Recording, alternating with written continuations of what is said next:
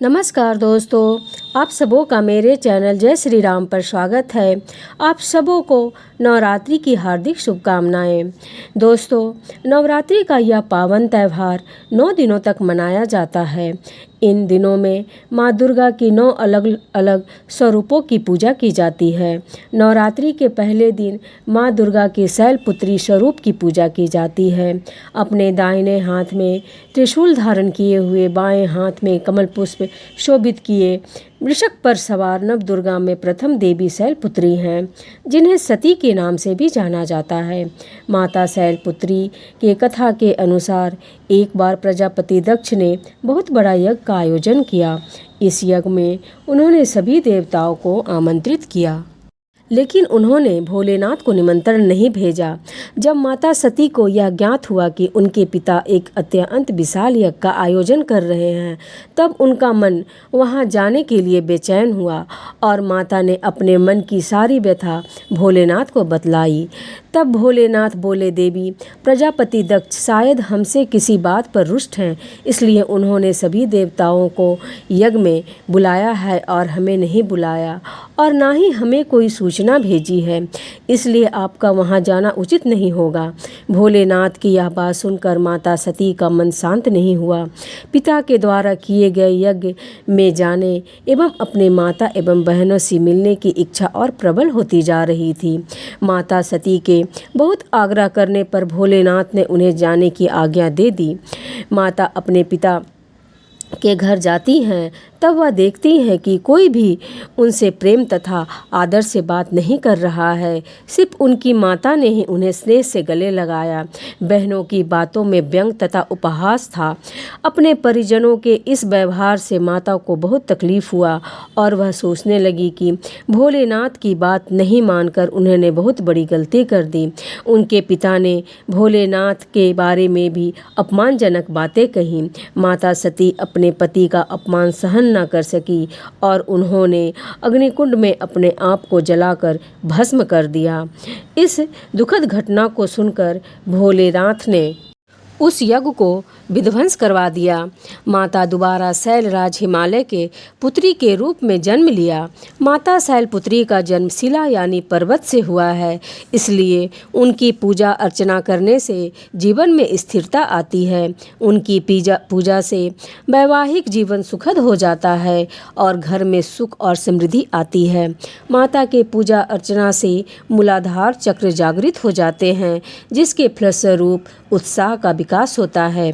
साथ ही साथ माता शैलपुत्री की पूजा अर्चना से चंद्रमा से जुड़े सभी प्रकार के दोष दूर हो जाते हैं और भक्त को सौभाग्य की प्राप्ति होती है।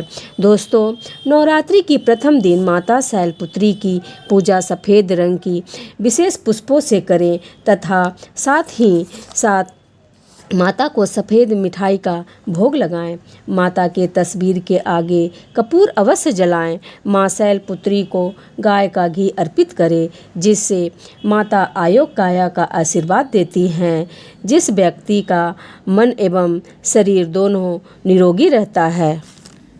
तो दोस्तों, ये थी नवरात्रि की प्रथम दिन पूजे जाने वाली माँ शैलपुत्री की पावन कथा। नवरात्रि के दूसरे दिन माता के दूसरे स्वरूप माँ ब्रह्मचारिणी की पूजा अर्चना की जाती है।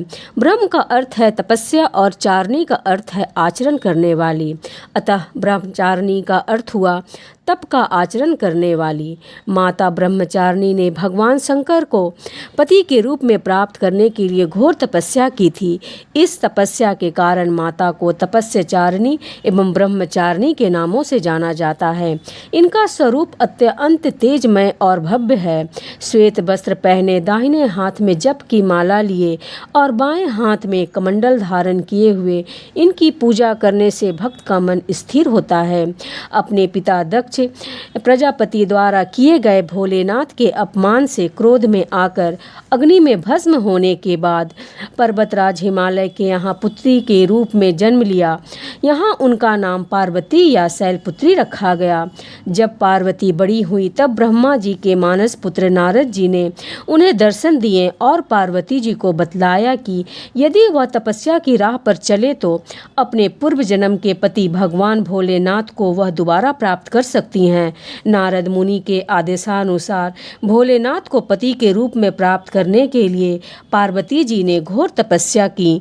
उन्होंने 1000 सालों तक केवल फल और फूल खाकर तपस्या करी, फिर 100 सालों तक केवल साग खाया। कठोर तप करते हुए माता ने खुले आकाश के नीचे धूप, बारिश और ठंड के भयानक कष्ट सहे। इतनी कठिनाइयां सहन करने के बाद 3000 सालों तक धरती पर गिरे हुए बेलपत्र को खाकर भोलेनाथ की पूजा अर्चना की। कुछ समय बाद उन्होंने वह बेलपत्र खाना भी बंद कर दिया। इसके बाद वह हजारों साल तक बिना कुछ खाए पिए तप किया। तपस्या के कारण देवी का शरीर बिल्कुल पतला दुबला और छिन्न हो गया। उनकी यह हालत देखकर उनकी माता मैना को बहुत दुख हुआ। उनकी इस कठोर तपस्या को देखकर तीनों लोक में हाहाकार मच गया। सभी देवता, ऋषि एवं पुण्य आत्माएं सभी इनकी तपस्या की प्रशंसा करने लगे। अंत में देवी की तपस्या के से प्रसन्न होकर ब्रह्मा जी उनके समक्ष आए और पूछने लगे कि हे देवी, आज तक किसी ने भी इतनी कठोर तपस्या नहीं की। आपकी तपस्या की चर्चा सभी जगह हो रही है। आपकी मनोकामना अवश्य पूरी होगी। आपका विवाह भगवान शंकर से ही होगा और वही आपको पति के रूप में प्राप्त होंगे। अब आप अपनी तपस्या को खत्म करें और घर लौट जाएं। आपके पिता आपको लेने आ रहे हैं। इसके बाद माता ने तपस्या खत्म की और अपने पिता के साथ अपने घर लौट आई। और कुछ समय बाद भोलेनाथ ने माता को अपने पत्नी के रूप में स्वीकार किया। लंबे समय तक कठोर तप करने के कारण ब्रह्मा जी ने माता को नाम दिया ब्रह्मचारिणी। इस दिन विधि विधान से माँ ब्रह्मचारिणी की पूजा करने से सभी मनोकामनाएं पूरी होती है और विशेष फल की प्राप्ति होती है। इनकी पूजा अर्चना करने से त्याग, संयम और सदाचार जैसे गुणों की प्राप्ति होती है। माँ ब्रह्मचारिणी की पूजा अर्चना से व्यक्ति को धैर्य प्राप्त होता है।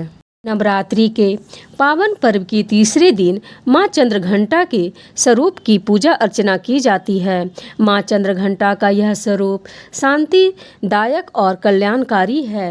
वह मस्तक पर घंटे का आकार का चंद्र धारण किए हुए 9 भुजाओं में त्रिशूल, गदा, धनुष, तलवार, कमान, बाण और एक कमंडल धारण किए हुए और 10वें हाथ से भक्तों को आशीर्वाद देते हुए माता चंद्रघंटा सिंह पर सवार होती हैं।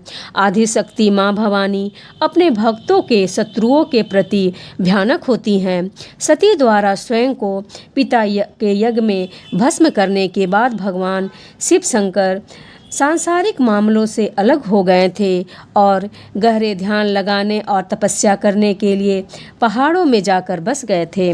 लेकिन सती के पुनर्जन्म की ने पार्वती द्वारा भगवान शिव को पाने का संकल्प को देखने के बाद भगवान शिव विवाह के लिए सहमत हो गए। विवाह के दिन भोलेनाथ एक विचित्र रूप में जुलूस के साथ राजा हिमालय के महल में पहुँचे। उनका पूरा शरीर राख से निपटा हुआ था। उनके बारात में भूत, सन्यासी और अघोरी शामिल थे। भगवान शिव और उनके भयानक बारातियों को देखकर पार्वती जी की माँ और अन्य रिश्तेदार भी भयभीत हो गए थे। अपने परिवार और भगवान शिव को शर्मिंदगी से बचाने के लिए माँ पार्वती ने अपने आप को एक भयानक रूप में बदल लिया और वह रूप था चंद्रघंटा माता का। इस रूप में उनका रंग सुनहरा था और उनकी 10 भुजाएं थीं। चंद्रघंटा के रूप में माँ पार्वती ने भगवान शिव से प्रार्थना की वह एक सुंदर राजकुमार का रूप धारण करे और अपने सभी बारातियों को भी बदल दे।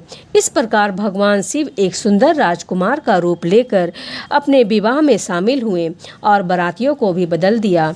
उसके बाद माता पार्वती का भोलेनाथ के साथ बहुत ही धूमधाम से विवाह हुआ। शिव विवाह के दिन महाशिवरात्रि के रूप में मनाया जाता है।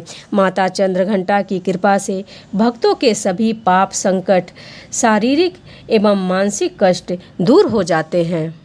शेर पर सवार होकर माँ चंद्रघंटा अपने भक्तों को उदारता का अनुभव कराती हैं। जो भक्त सच्चे मन से चंद्रघंटा माँ की पूजा अर्चना करते हैं वो अपनी चारों ओर दिव्य आभा का अनुभव करते हैं। माँ चंद्रघंटा दुष्टों को विनाश करने के लिए तैयार रहती हैं।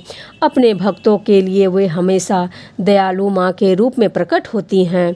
माता चंद्रघंटा की पूजा करने से सांसारिक कष्टों से मुक्ति मिलता है। माता चंद्रघंटा को लाल रंग की विशेष फूल अर्पित करनी चाहिए, लाल फल चढ़ाने चाहिए।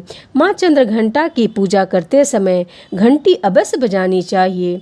माता को दूध या दूध से बनी चीज़ अर्पित करनी चाहिए।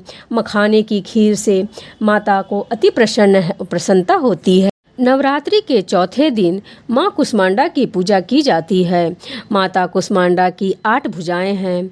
माता के 7 हाथों में कमंडल, धनुष, बाण, कमल पुष्प, अमृत कलश, चक्र और गदा है। वहीं माता के 8वें हाथ में रुद्राक्ष की माला है। कुष्मांडा माँ शेर की सवारी करती हैं। यह भक्तों को निर्भरता का आभास कराता है।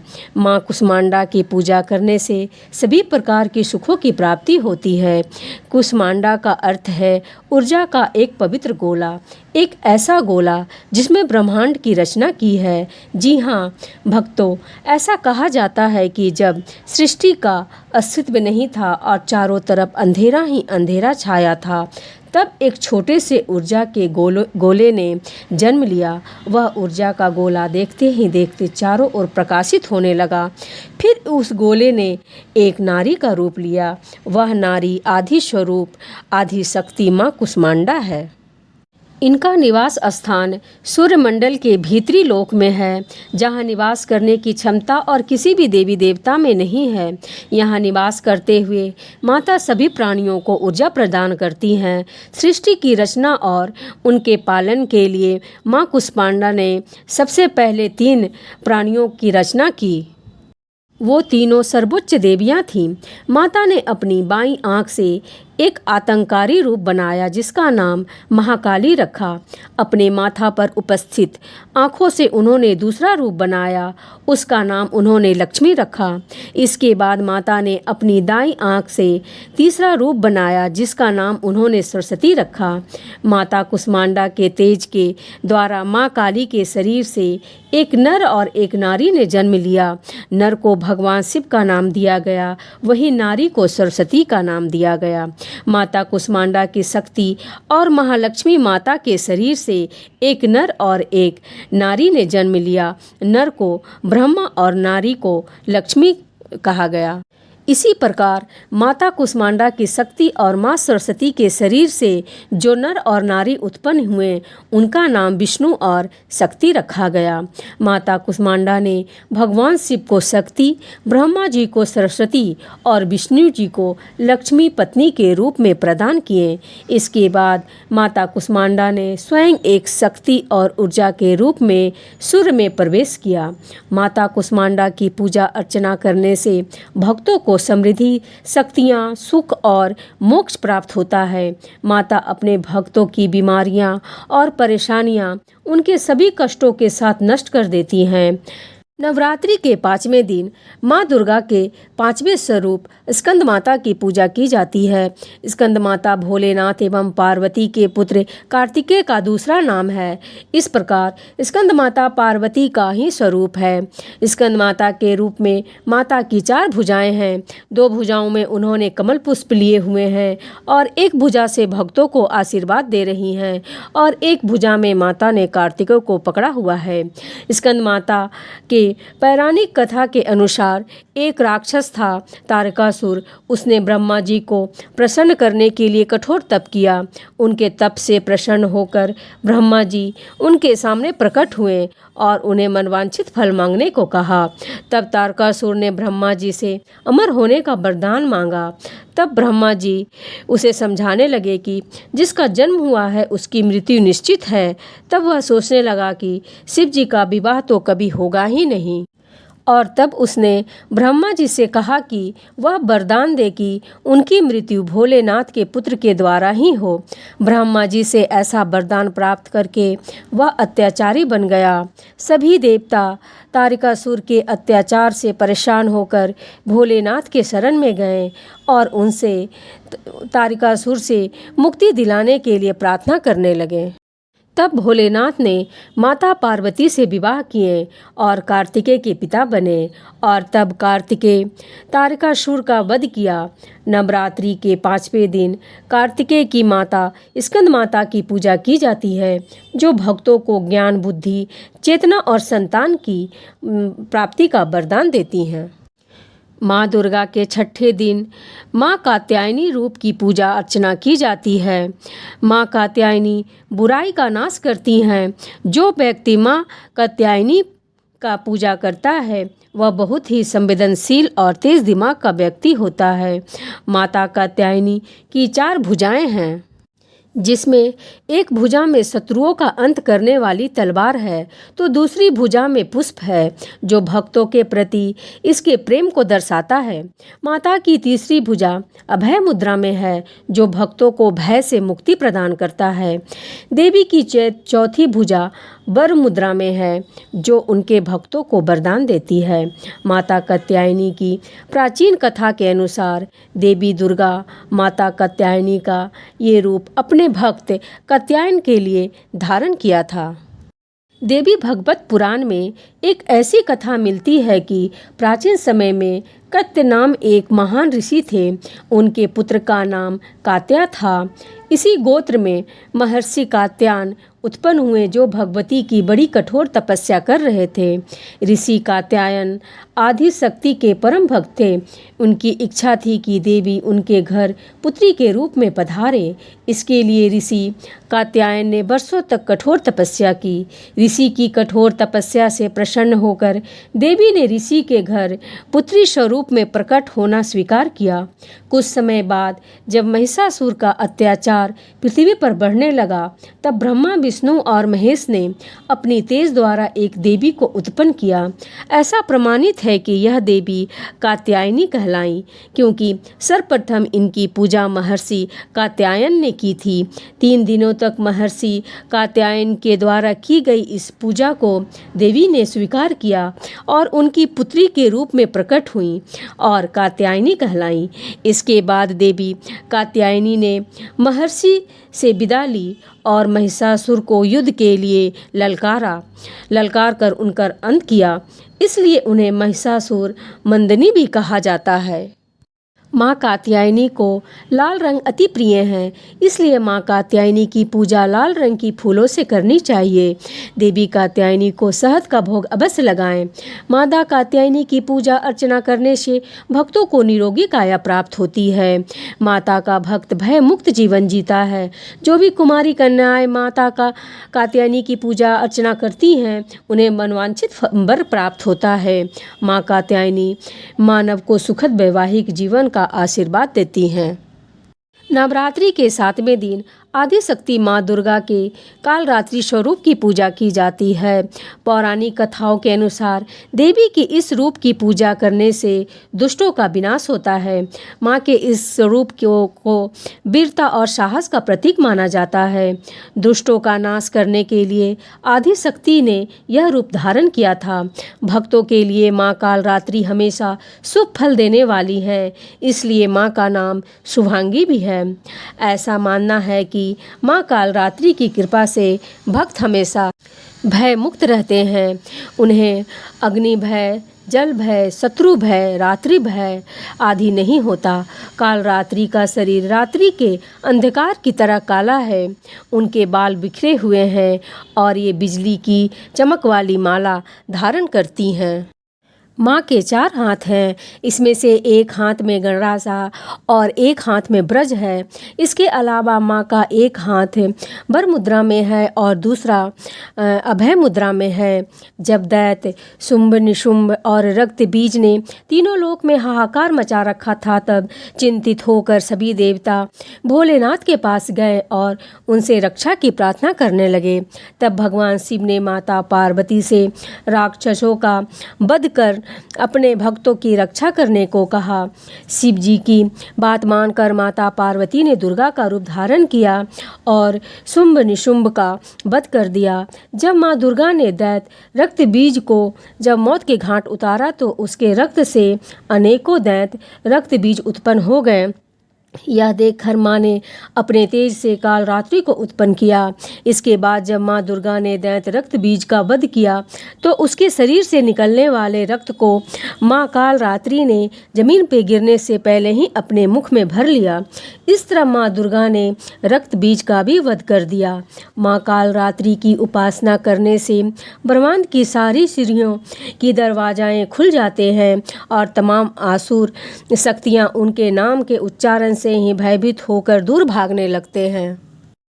इसीलिए दानव दैत्य राक्षस भूत प्रेत उनके स्मरण से ही भागने लगते हैं। यह ग्रह बाधाओं को भी दूर करते हैं। इनकी कृपा से भक्त हर तरह के भय से मुक्त हो जाता है। नवरात्रि के अष्टमी दिन माँ दुर्गा की अष्टमी स्वरूप माँ दुर्गा की पूजा की जाती है। भगवत पुराण में बताया गया है कि भगवान भोलेनाथ के साथ उनकी अर्धांगिनी के रूप में माँ गौरी सदैव विराजमान रहती हैं। माँ गौरी का वस्त्र एवं आभूषण सफ़ेद रंग का है। माँ का वाहन बैल है जो भगवान शिव का भी वाहन है। माँ का दाहिना हाथ अभय मुद्रा में है और नीचे वाले हाथ दुर्गा शक्ति का प्रतीक त्रिशूल है। माँ गौरी के ऊपर वाले हाथ में भोलेनाथ का प्रतीक डमरू है। डमरू धारण करने के कारण माँ को शिवा के नाम से भी जाना जाता है। माँ का नीचे वाला हाथ अपने भक्तों को आशीर्वाद देता हुआ वर मुद्रा में है। पौराणिक कथा के अनुसार पर्वतराज हिमालय के घर जन्म लेने के बाद माँ पार्वती ने पति रूप में भोलेनाथ को प्राप्त करने के लिए कठोर तप किए। तपस्या करते समय माता हजारों साल तक निराहार रही, जिनके कारण माता का शरीर काला पड़ गया। वहीं माता के कठोर तपस्या से प्रसन्न होकर भोलेनाथ ने माता पार्वती को पत्नी के रूप में स्वीकार किया और माता के शरीर को गंगा के पवित्र जल से धोकर अत्यंत कांतिमय बना दिया। गंगा में स्नान करने से माता का स्वरूप और भी सुंदर हो गया और तब माता के इस स्वरूप को माता गौरी कहा गया। आपको बता दें कि माता पार्वती की माता भगवती का स्वरूप है। देवी भगवत पुराण के अनुसार महागौरी की पूजा मात्र से भक्तों के सभी पाप धुल जाते हैं। जय माता गौरी। जय श्री राम।